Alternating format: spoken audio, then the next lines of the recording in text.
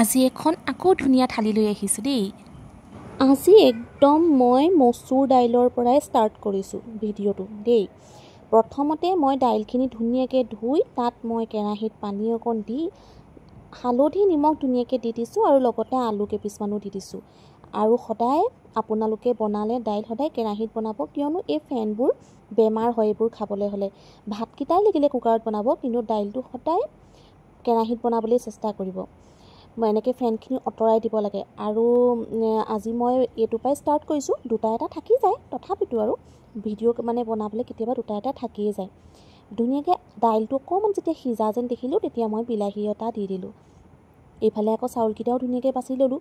চাউলকেইটা বাছি লোৱাৰ পাছত ধুনীয়াকৈ ধুই লৈ পিনি মই চচতে পানীকণ উতলাই চাউলকেইটাও দি দিলোঁ। এইফালে আকৌ আলু আৰু বিলাহীটো হৈ যোৱা দেখি পেলাই মই বাতি এটাত উলিয়াই দিলোঁ। মই দাইলখিনি যেতিয়া তেল মাৰোঁ তাৰ আগতেই, তেল নামাৰোঁতেই মানে মই এইকেইটা উলিয়াই লৈছোঁ পিটিকা অকণমান বনাম বুলি।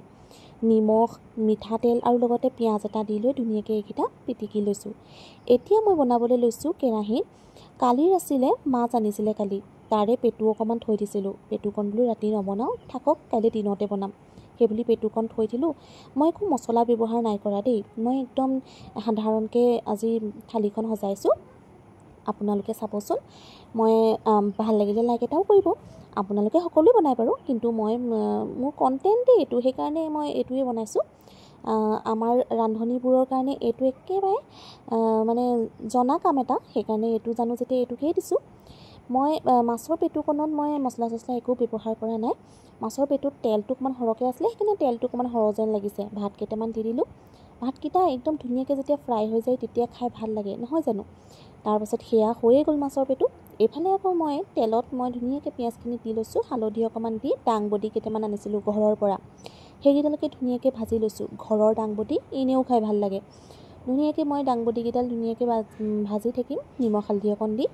দাংবডিটো হৈয়ে গ'ল। আজি একদম ইজি প্ৰচেছত মই মানে খানাটো বনাইছোঁ, থালখন ৰেডি কৰিছোঁ। আপোনালোকৰ ভাল লাগিলে ক'ব। আৰু আপোনালোকৰ ওচৰত যদি ভাল ভাল ৰেচিপি আছে যে মই বনাব পাৰিম বুলি ভাবে, তেতিয়াহ'লে মোক কমেণ্ট এটা কৰিবচোন। এনেকৈ বনাবা বুলি ক'ব, মই বনাবলৈ চেষ্টা কৰিম। আৰু আজি মোৰ থালিখন কেনেকুৱা লাগিছে জনাব। ভাত বনাইছোঁ, এয়া মচুৰ দালি আৰু লগতে আলুগুটি বিলাহী পিটিকা আৰু মাছৰ পেটুৱে সৈতে ভাত ভজা, লগতে দাংবডি ভাজি, আৰু কালি মই মাছ বনাইছিলোঁ সৰিয়হৰ সৈতে, তাৰো মাছ এপিচ দি দিছোঁ, লগতে এটা বি জলকীয়াও দি দিছোঁ। আজি থালিখন কেনেকুৱা লাগিছে মোক জনাবলৈ নাপাহৰিব। আৰু মোৰ ভিডিঅ'বোৰ যোনে যোনে চাই ভাল পায়, তেওঁলোকে যদি মোক ফ'ল' নাই কৰা তেতিয়াহ'লে প্লিজ মোক ফ'ল' কৰি ল'ব। আজি ইমানে। আকৌ এখন মই থালি লৈ আহিম আপোনালোকলৈ। ধন্যবাদ।